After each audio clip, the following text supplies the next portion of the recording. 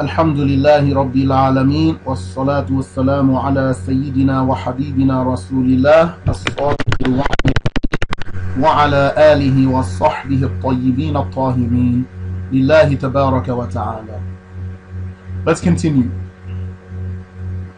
They believe that assigning a meaning, giving a meaning to a verse or hadith that is different from its literal meaning, which is called making ta'wil, is sinful. Taking the verse or hadith by other than its apparent meaning. This is called ta'wil. This basic creed of theirs, that ta'wil is sinful, is one of their greatest reasons for encountering contradictions, as will be shown in the second chapter, if Allah will. It is true that some texts may apparently suggest some bodily attributes. We cannot deny that. Ala hasab al-zahir. But they can have other meanings. Explicit verses of the Qur'an negate that those verses should be taken by their literal physical meanings. Explicit verses of the Qur'an negate that those verses, those ambiguous verses, should be taken by their literal physical meanings. You have to put the verses together. And sound reasoning does not attribute bodily characteristics to the Creator. Just common sense. It is invalid for the verses or recitations of the Qur'an to contradict each other.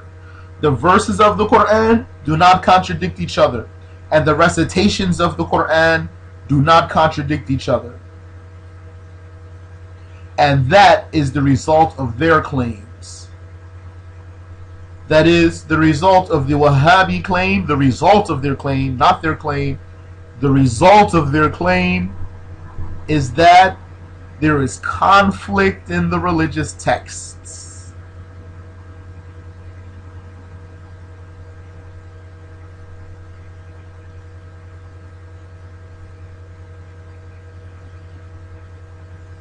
The Wahhabis do not believe that this is grounds to interpret these texts differently from their literal meanings. To them, that mental contradiction is irrelevant. It's swept under the carpet, as they say. As a result, they fell into tajassim, attributing bodily attributes to Allah, which is blasphemy, which is kufr. And they accuse the one who believes in a different interpretation, meaning a befitting interpretation. They accuse him of takdhib, the blasphemy of contradicting the religious judgments. And they accuse him of ta'til, the blasphemy of denying the attributes of Allah. They say statements like, if Allah revealed this word, then it must be understood by the literal meaning, or he would have revealed a different word. Then they contradict themselves when they encounter verses like Ala innahu bi kulli shay'in muhit. If taken literally, it would mean that Allah surrounds everything or engulfs everything. Since they do not believe that, they don't have the conviction that Allah surrounds and engulfs everything, they do not explain it like that. They say it refers to His knowledge of everything. This reasoning, that since Allah revealed the expression, it must be taken literally, has no support from the Qur'an or the Sunnah. Scholars like Abu Nasr al-Qushayri said that those who follow this method, those who say we must take it as it is, we don't make ta'wil, that those who follow this method, they do so because of their puny understanding of Arabic. It is a very devious and weak-minded understanding. They do not apply this reasoning to every ambiguous text. There are plenty of ambiguous texts that they give alternative explanations for, which is a contradiction. To at one time say you can't do it and then to do it. Such as what Al-Bukhari narrated, Inna Rabbahu baynahu wa bayna al-qiblah, which apparently means surely his Lord is between him and his qiblah. How would Allah be between the praying person and his qiblah, which would imply that Allah is on the earth when he is high above the throne according to them? How do you explain this hadith, O Wahhabi? And if you do not take it by its apparent meaning, you cannot accuse us of anything for making ta'weel. If you make ta'weel, you can't say we don't make ta'weel. We can't make ta'weel. And if you say you can, no one can make ta'weel, then you'll contradict yourself by either making ta'weel for this hadith or confirming that Allah is apparently and literally between the slave and his qiblah, between the slave and the slave's qiblah, which would imply that he's below, on the level of the slave, he is at the earth.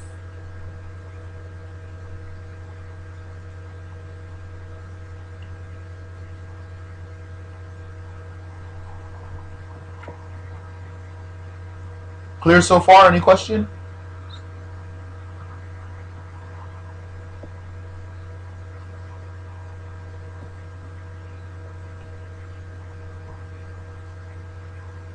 طيب.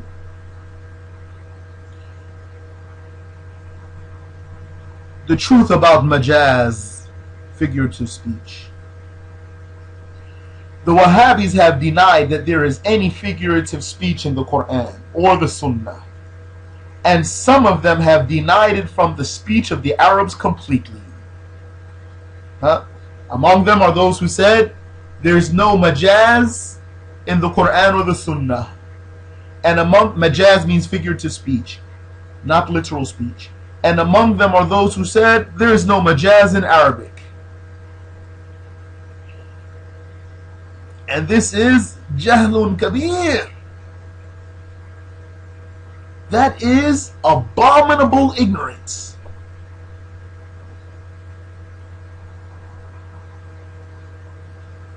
Ibn Taymiyyah said, and he's their Imam, as you know, فلا مجاز في القرآن بل تقسيم اللغة إلى حقيقة ومجاز تقسيم مبتدع محدث لم ينطق به السلف. He said, and this is a lie, there is no figurative speech in the Quran. In fact, dividing the language into literal speech and figurative speech is an innovated categorization. Heretical, it's heresy. He's saying it's heresy. He's saying that there's Majaaz is heresy. It was never uttered by the Salaf. He lied.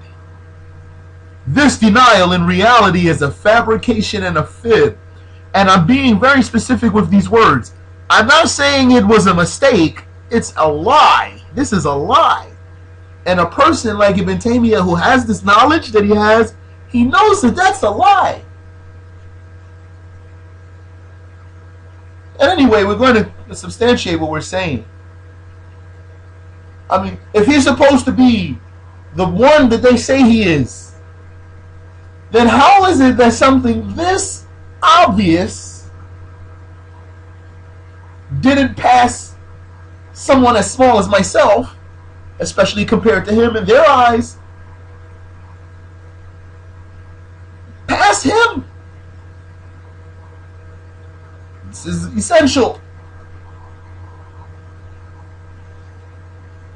Because he wasn't ignorant about that. This denial in reality, this denial of Ibn Taymiyyah is a fabrication and a fib. But to them, it is necessary for their creed. It's just a fabrication to support their creed. And they only deny figurative speech because of the perversion in their hearts, which is their incredible attachment to likening Allah to the creations. If they confirm that there is figurative speech in the religious texts, the entire foundation of their claim will be destroyed, and all of their argumentation would be petty and useless. Thus, to justify interpreting the mutashabih verses by their apparent meanings, Ibn Taymiyyah made this claim, and it's a false claim. A claim is not necessarily false. Calling something a claim doesn't mean that it's false. It could be a true claim. This claim of Ibn Taymiyyah is a false claim. The ease of demolishing this absurdity frees us from having to give a detailed refutation. It's so easy to refute that blunder that we don't have to give a detailed explanation. We'll just give some quick examples. Let us settle with a few clear examples and references. Allah describes His Prophet in the Qur'an as Sirajam Munira, a luminous lantern. If there is no figurative speech in the Qur'an, then the Prophet sallallahu alaihi wa ala alihi wasallam must be a literal lamp, which is not true because he is a human being. The actual meaning is that the Prophet sallallahu alaihi wa ala alihi wasallam eradicates the darkness of blasphemy and is a reason for misguided people to become guided. The actual meaning is that Muhammad sallallahu alaihi wasallam eradicates the darkness of blasphemy and is a reason for misguided people to become guided. In the Quran, Allah described a wall. This is a second example. That could be a new paragraph.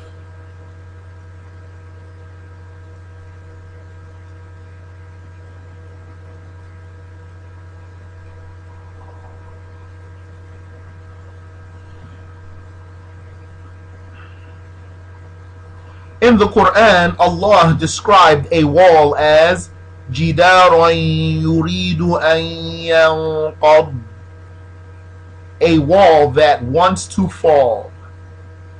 If there is no figurative speech in the Quran, then that wall would have to literally been ascribed with a will, a wanting, a longing, which is an attribute of the living. This verse gives the wall the image of something living and willing. So to portray its leaning over as if it is ready to fall, taking this verse literally would necessitate confirming that the wall was alive.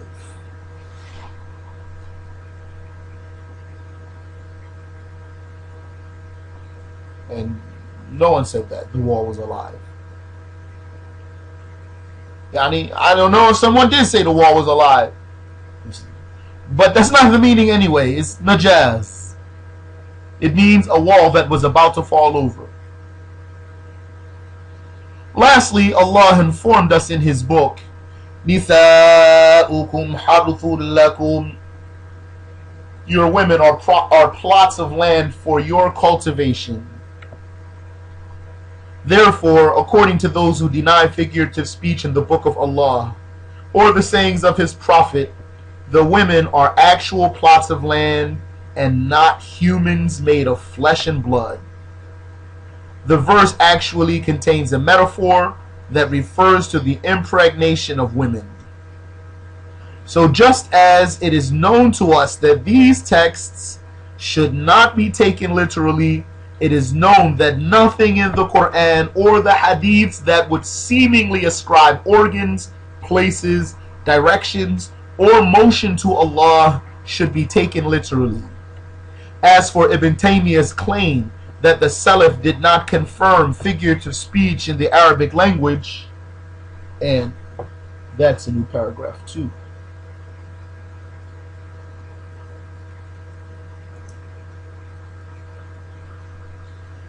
As for Ibn Taymiyyah's claim that the Salaf did not confirm figurative speech in the Arabic language, that is refuted by the fact that the Imams like Ibn Abbas, Al-Bukhari, Ahmad ibn Hanbal, and others from the Salaf interpreted texts according to meanings different from the apparent meanings, as will come in the second chapter. The second chapter is dedicated to talk about the texts. Now we're talking about the creed, the comparison between the creed and refuting this deviant creed. The comparison between the correct creed and the deviant creed and refuting this deviant creed. Then we're going to talk about explaining all the texts, or most of them, or the most essential ones to them, with their proper meanings, inshallah.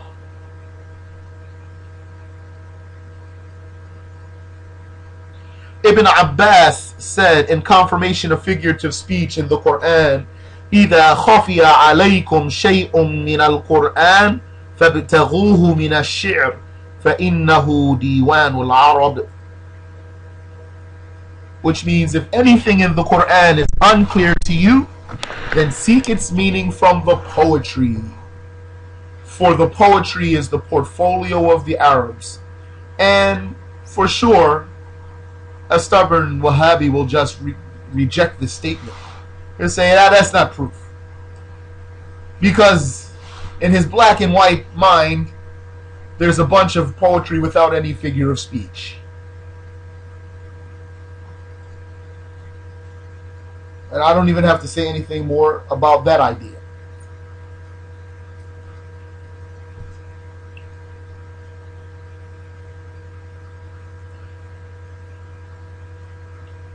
Also among the Salaf who confirmed figurative speech besides Ibn Abbas is Abu Ubaidah Ma'mar ibn al-Muthanna. He has a famous book entitled Majaaz al-Qur'an, the figurative speech within the Qur'an. That book is from the Salaf and is printed. You can get a copy. Majaaz al-Qur'an is its title. The Majaaz of the Qur'an.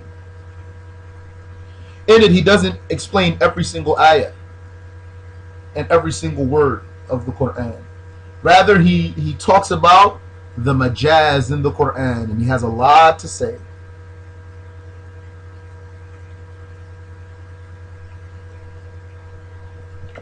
So that's a lie. It's not a mistake, it's a lie. To say that there's no Majaaz in the Qur'an. Any question?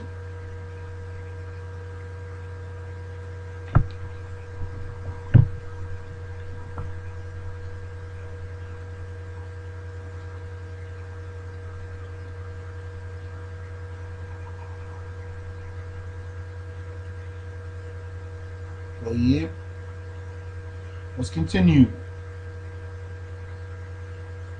The truth about the lawfulness of ta'wil. So now we want to clarify that ta'wil is valid.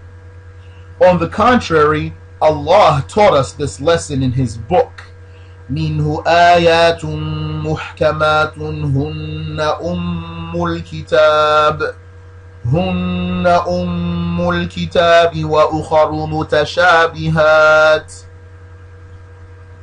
Within the Qur'an are decisive verses, which according to the Arabic language have only one meaning. They are the base of the book, and the book should be capitalized.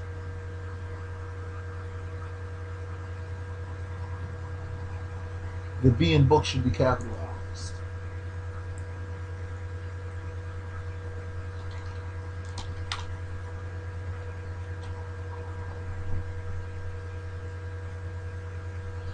And also up above, under the title.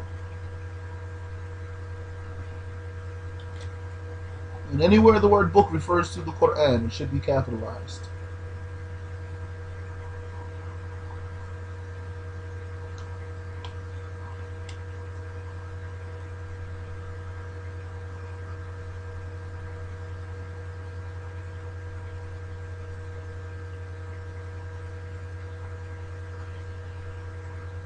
Now, within the Qur'an are decisive verses, which according to the Arabic language have only one meaning. They are the base of the book, with a capital B, and other verses are ambiguous, mutashabih, susceptible to more than one meaning. So that's from the Qur'an.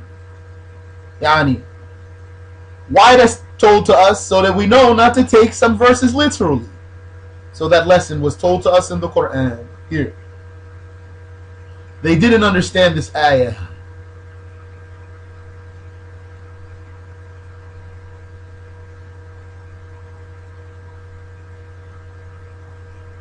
That's clear, brothers and sisters? Why is one of those types of verses the base? To refer the other one back to it, so that you don't misunderstand it.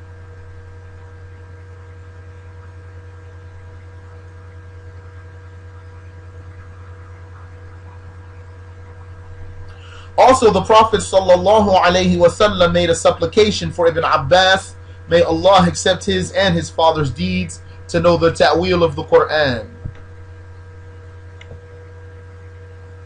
When he said, Allahumma allimhu al-hikmah wa ta'wil al-kitab, which means, oh Allah, teach him the wisdom, the sunnah, and the ta'wil of the book, al-Qur'an. As we said before, ta'wil is a non-literal inference to interpret a text differently from its apparent meaning. It is known that Ibn Abbas interpreted many texts that the Wahhabis use to liken Allah to the creations. The fact is that ta'wil is necessary for making all of the texts free of contradiction, as already clearly demonstrated. There has to be ta'wil. There must be room to explain verses of the Qur'an and hadiths of the Prophet sallallahu alaihi wasallam by other than their apparent meanings, or else there will be contradiction. Any question?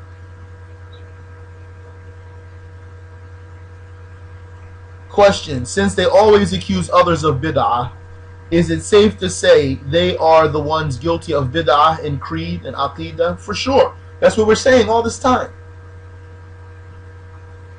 Their creed is heretic, is heresy. Their creed is heresy, it's bid'ah. It's a bad belief, it's a corrupted conviction. It is not the belief of Ahlul Sunnati wal Jama'ah.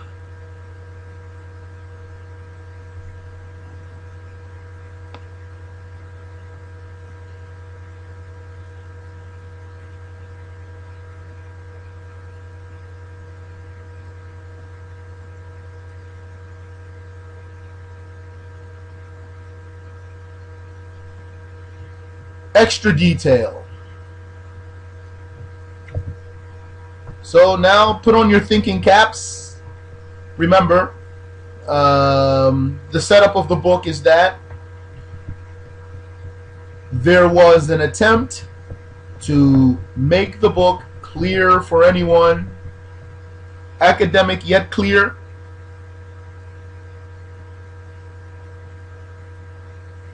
And because there are some details that might not easily be understood by merely reading them, if a person had the book only and no one to teach it to him, then there are some details that the person might not understand easily by reading them. So those sections are called extra detail. And there's a title for that extra detail. Here it is, How the Wahhabi Denies Ta'wil. And the extra details are in italics. And what that means is, this whole section, if you want, you can skip it. Come back to it later. It's an extra detail. Keep going if it's not clear, if it's too deep.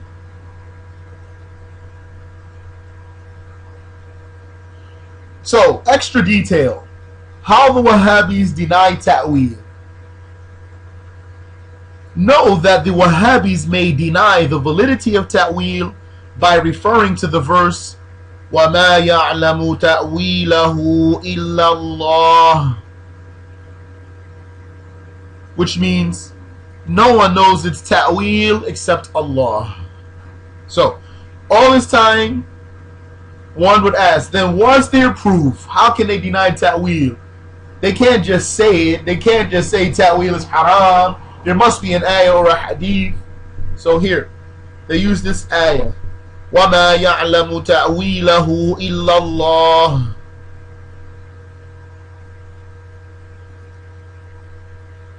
Which means no one knows its ta'wil except Allah. But remember what we said previously? Ta'wil has many meanings. So let's look. How do we refute them? How do we refute them if they bring this ayah to claim that this is the evidence that ta'wil is haram? Besides the fact that if they don't make ta'wil, they'll fall into a million contradictions. But how do we directly respond to this ayah? They say that it is not permissible to make a non-literal inference because no one can know the ta'wil of the mutashabih verses. Because no one can know the ta'wil of the ambiguous verses except Allah. They say we must take them literally because only Allah knows their ta'wil. As if they're saying Allah is the only one who knows their hidden and secret meanings. So all we have to do is take it as it appears.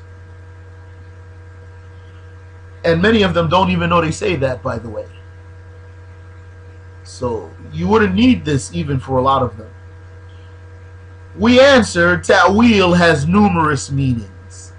And when reciting this verse and stopping at the word Allah, so that it means no one knows its ta'wil except Allah, like we have here, this actually means no one knows the manifestation, the time of happening of certain matters, like the day of judgment or the coming of the one-eyed impostor, except Allah. So what we just said is a signal to the recitation of the ayah. This verse can be recited also in different ways. So if one wants to recite this ayah and stop here, which is what they are doing, they're reciting the ayah and stopping here. وَمَا يَعْلَمُ تَأْوِيلَهُ إِلَّا اللَّهُ. Stop. No one knows its ta'wil except Allah. Well, that's a valid recitation. You can stop there. We answer, ta'wil has numerous meanings, and when reciting this verse and stopping at the word Allah, so that it means no one knows its ta'wil except Allah, this actually means no one knows the manifestation, the time of happening of certain matters, like the day of judgment, or the coming of the one-eyed impostor except Allah. Now from here, what? What have we say? That doesn't mean that. That has nothing to do with what we're talking about.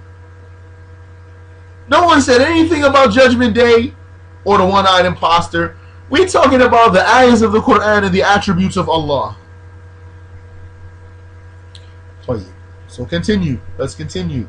According to this recitation of the verse, because the verse has more than one recitation, so it has more than one explanation based on its recitations, Allah dispraised the Jews who tried to determine the exact time of the occurrence of Judgment Day by referring to some mutashabih verses of the Qur'an.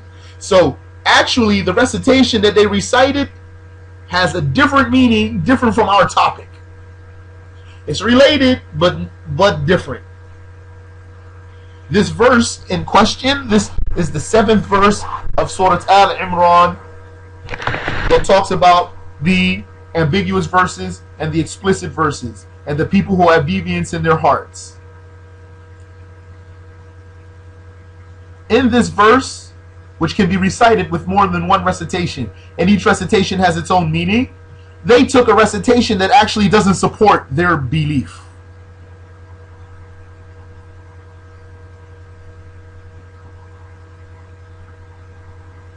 وَمَا يَعْلَمُ تَأْوِيلَهُ إِلَّا اللَّهُ. No one knows its ta'wil except Allah. We answer, ta'wil has numerous meanings, and this verse refers to the manifestation of certain events that only Allah knows about. According to this recitation of the ayah, The tafsir, the proper tafsir of this recitation of the ayah is that Allah dispraised the Jews who tried to determine the exact time of Judgment Day by referring to some of the verses of the Qur'an, like Alif Lam Mim, which are 3 letters among the Arabic letters. This verse and similar verses such as Noon have been interpreted in different ways because of their ambiguity, and hence they are mutashabih, they are ambiguous verses. And the Jews used verses like these to try to figure out when Judgment Day would happen. So this ayah, this recitation of the ayah, وَمَا يَعْلَمُ تَأْوِيلَهُ إِلَّا اللَّهُ, stop. It refers to the Jews who used some ambiguous verses. They were making a ta'wil for those ambiguous verses, which is that they were using those ambiguous verses to try to determine when Judgment Day would occur. That was what they did with those verses. That was their ta'wil of the verses, and they were looking for a ta'wil. They made ta'wil for the verses and they were looking for a ta'wil. What was the ta'wil they were looking for? What was the ta'wil they were seeking? They were seeking the manifestation to know when these things would occur.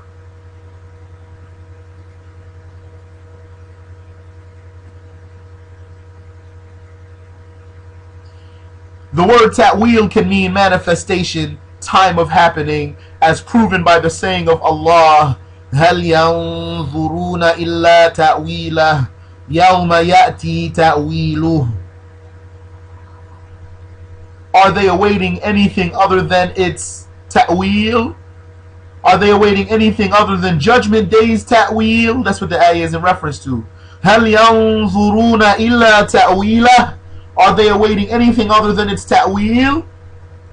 Its occurrence, its manifestation, it's happening. يَوْمَ يَأْتِي تَأْوِيلُهُ.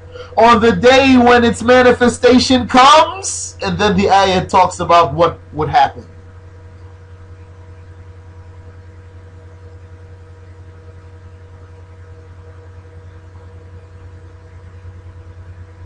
So, that's the real meaning of the ayah. And that's why this is an extra detail. Because as you can see, it's detailed. Is what I've said so far clear? Any questions so far?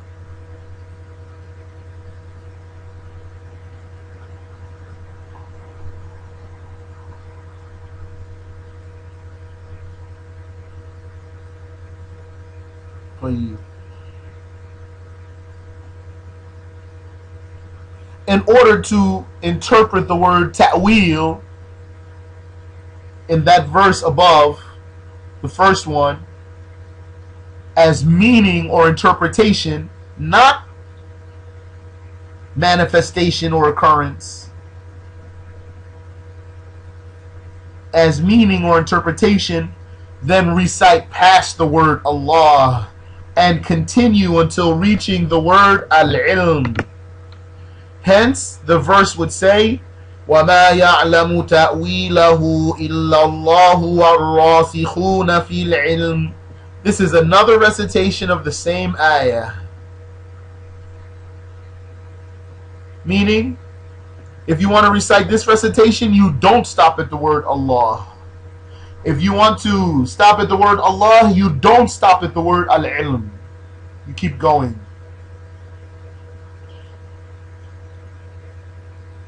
Let me keep explaining first, and then I'll go back and show you the whole ayah, inshallah. It means no one knows the ta'wil, and in this case, ta'wil means the true interpretation of those verses, except Allah and those who are deeply rooted in the knowledge. In this way, both recitations are in compliance. For just as there is no contradiction between the meanings of the verses of the Qur'an, there must be no contradiction between the meanings in its recitations, as already mentioned. The Qur'an is one book with numerous recitations. Those recitations of the Qur'an just make the Qur'an even more miraculous. The recitations of the Qur'an have numerous benefits. Among the benefits of the Qur'an's recitation is that it amplifies the Qur'an's miraculousness.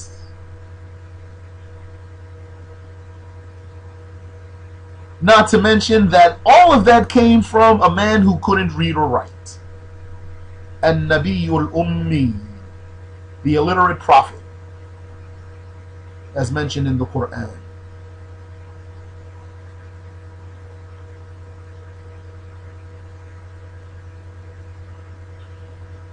Since one recitation means that no one knows its ta'wil except Allah, and the other means that no one knows its ta'wil except Allah and those who are deeply rooted in the knowledge, the word ta'wil must have a different meaning in each recitation. That's clear? That last sentence is very important.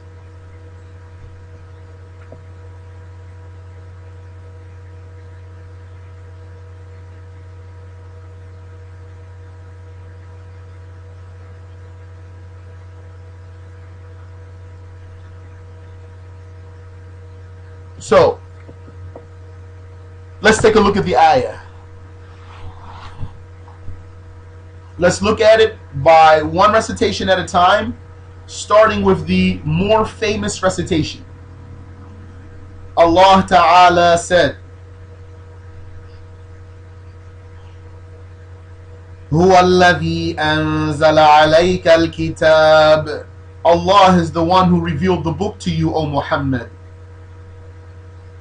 Surah 3, Ayah 7. Surah Al-Imran, Ayah 7. هُوَ الَّذِي أَنزَلَ عَلَيْكَ الْكِتَابِ. Allah is the one who revealed the book to you, O Muhammad. مِنْهُ آيَاتٌ مُحْكَمَاتٌ.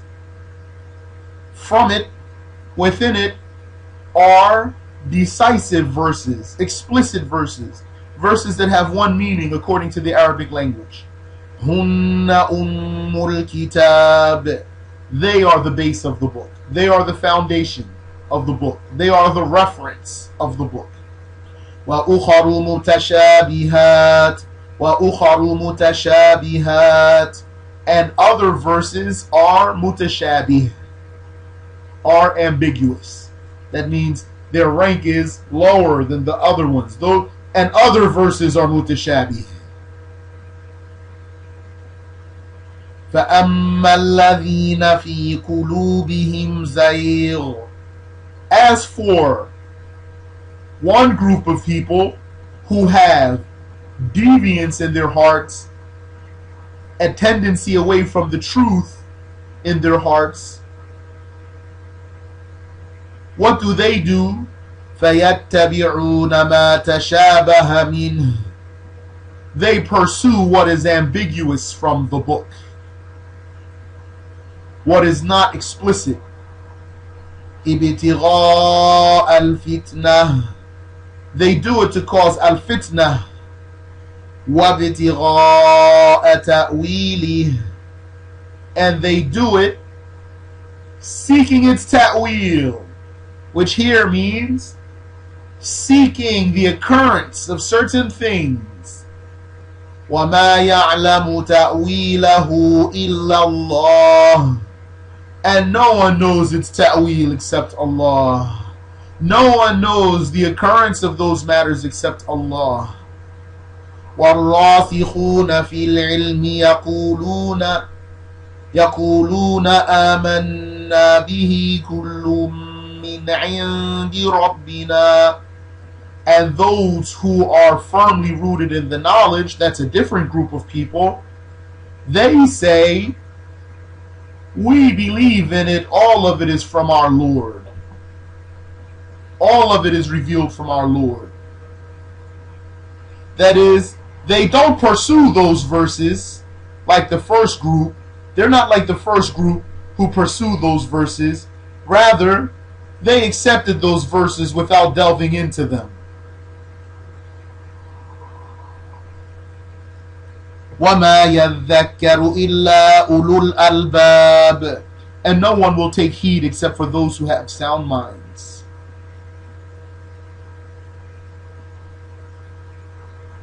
The other recitation of the ayah means like this: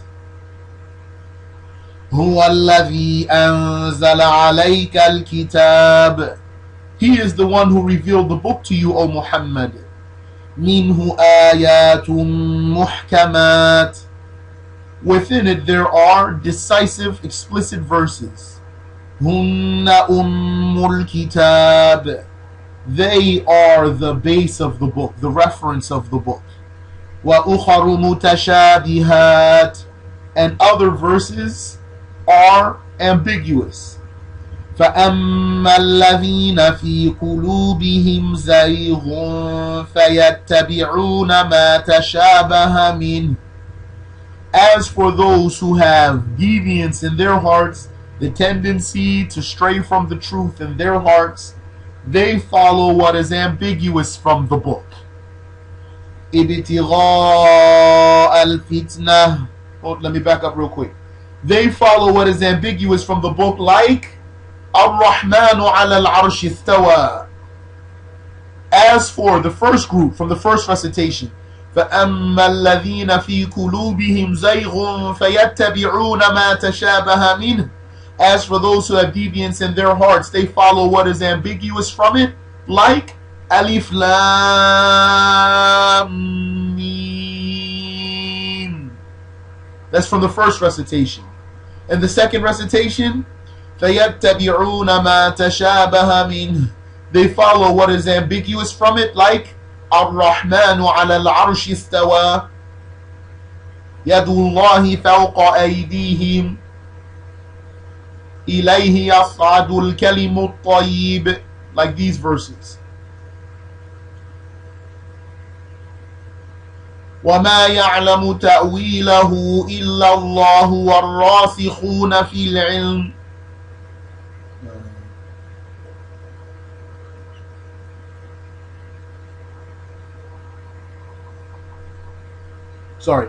فَيَتَّبِعُونَ مَا تَشَابَهَ مِنْهُ ابْتِغَاءَ الْفِتْنَةِ. They follow what is ambiguous from it, such as Ar-Rahmanu ala al-Arsh istawa. Ibtigha al-fitnah, seeking tribulation, which is to take you out of your religion, O Sunni. Wabtigha ta'wili, and seeking the misinterpretation, not seeking the time of happening, seeking a wrong meaning, meaning seeking the meaning they want it to mean. وَمَا يَعْلَمُ تَأْوِيلَهُ إِلَّا اللَّهُ وَالرَّاسِخُونَ فِي الْعِلْمِ. And no one knows its true meaning except Allah and those who are deeply rooted in the knowledge. يَقُولُونَ آمَنَّا بِهِ كُلٌّ مِّنْ عِنْدِ رَبِّنَا. They say, we believe in it. All of it is from our Lord, even if we don't know the explanation of that. So they don't do like that other group. They don't pursue those verses and line them up and list them one after the other. وَمَا يَذَّكَّرُ إِلَّا أُولُو الْأَلْبَابِ. And no one will take lessons except those who have sound minds. Furthermore, the Wahhabis absolutely do make ta'wil for any verse or hadith whose literal meaning contradicts their beliefs, as will be made obvious in the second chapter, insha'Allah.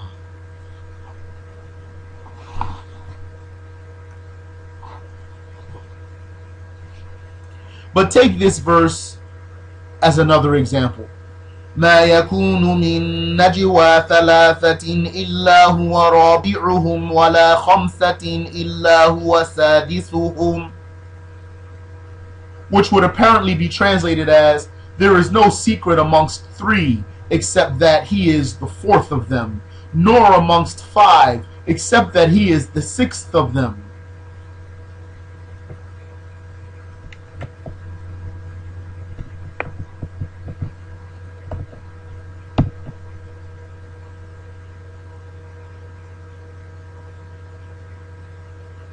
They explain this verse to be in reference to his knowledge, and not that he is with those people in person. So that's ta'wil. In their so-called noble Qur'an translation, they intentionally put a period after the word Allah, but while giving it the wrong explanation because of their disregard and disbelief in the other recitation. The Qur'an doesn't have a period there. There's two recitations for that ayah. How did they translate it and put a period there? That's just a quick indication for you, brothers and sisters, that the Qur'an is not to be translated word for word. The Qur'an has to be explained, and you get the explanation from a teacher.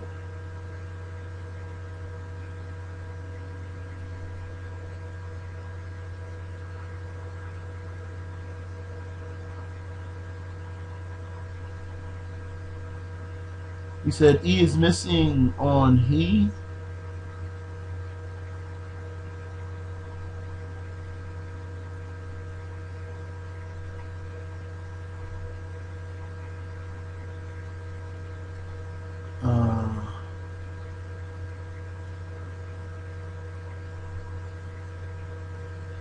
His.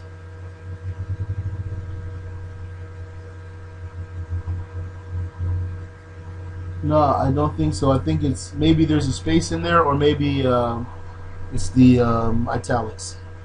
His knowledge, not he.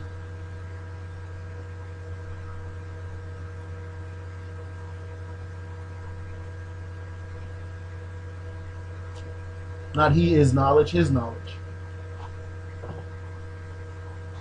Allah is not knowledge. Allah is attributed with knowledge.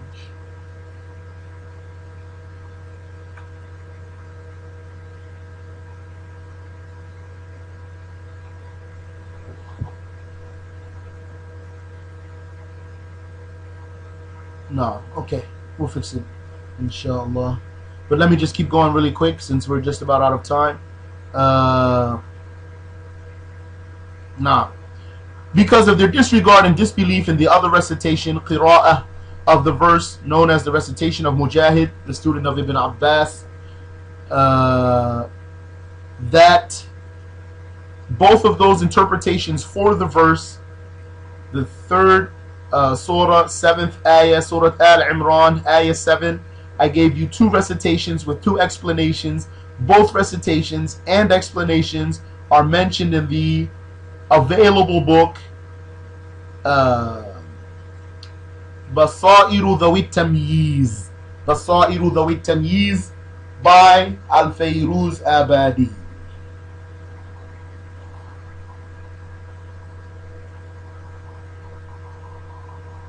Lastly, the claim that there are verses in the Quran whose meanings cannot possibly be known by any creature, meaning in any way whatsoever, that there's nothing that the person can understand from the verse. If this is what the person means, that there's verses of the Quran that human beings cannot understand anything from those verses, like looking at something that has no meaning.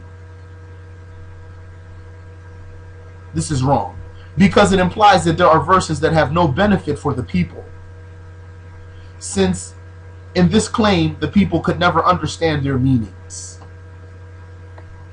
Yes, there are verses that we say Allah knows what they mean. Allah, we say verses, for example, there are verses of the Quran that we say the most likely meaning of the ayah is such and such. Yes, there are verses of the Quran in which we would say the most likely meaning of the ayah is such and such, and Allah knows what it means for sure. Yes, but we don't say that there's verses of the Quran that no one can understand what they mean. Those are two different things.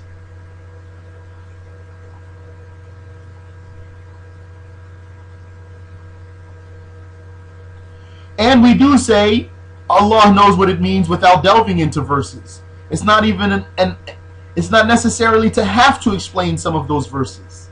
But we don't say that there are verses that are unintelligible, verses that have no meanings. We don't say something that means that.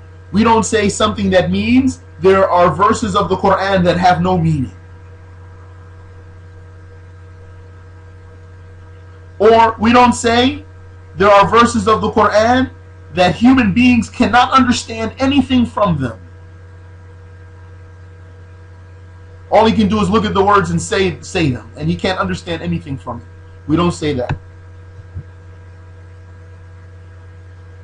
Because it implies that there are verses that have no benefit for the people, since in this claim the people could never understand their meanings. Had this been true, the old Arabs would have discredited the Prophet ﷺ by saying, "This book is not a miracle as you claim, for our language is understood and intelligible, and you have come with something that has no meaning to us and cannot be known by anyone."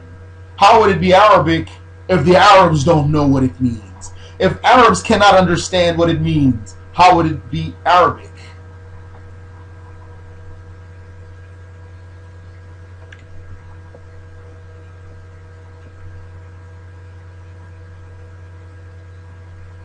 This claim is mentioned in some of the footnotes of their so-called Noble Qur'an translation and reference to some of the verses, and is a widespread misconception. Do not be impressed by it because it is a trap. It contradicts the verse of the Qur'an that proves that the language of the Qur'an is intelligible, all of it. بِلِسَانٍ عَرَبِيٍّ مُبِينٍ. The Qur'an is revealed in a clear Arabic tongue.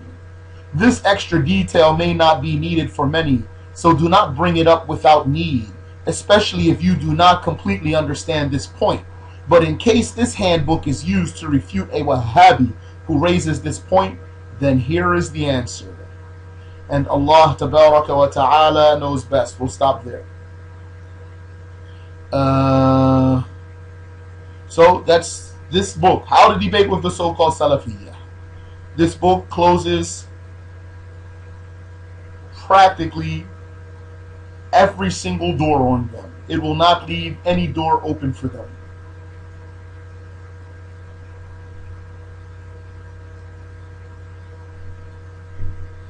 Any question? We're still at the beginning too.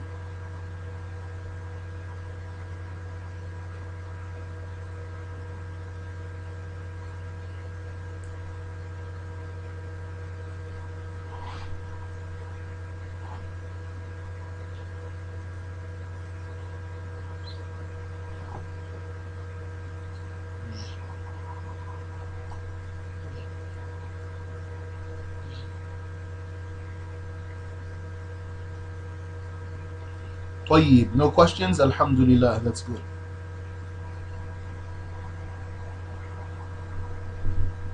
How would verses like Alif Lam Mim be interpreted? It was narrated from Ibn Abbas that he said it means, and Allahu A'lam, I am Allah, I know. It was said that Alif Lam Mim and the other Fawatihu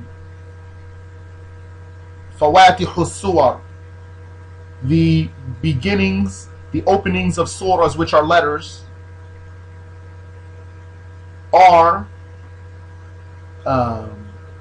to make the Arabs understand that the Qur'an is a revelation from Allah Tabaraka wa Ta'ala truly, because usually the unlettered person doesn't know the names of the letters. So when the unlettered person came, the illiterate man came, and they knew he was illiterate, and usually the one who's illiterate doesn't know those letters, they don't know the names of the letters, and he says to them, Alif Lam Mim, they would know that it didn't come from him. The unlettered one doesn't know the letters.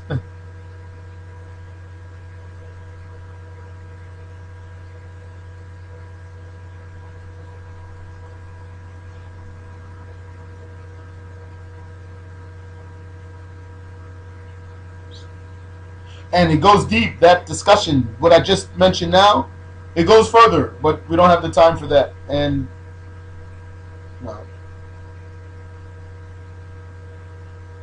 Any other question?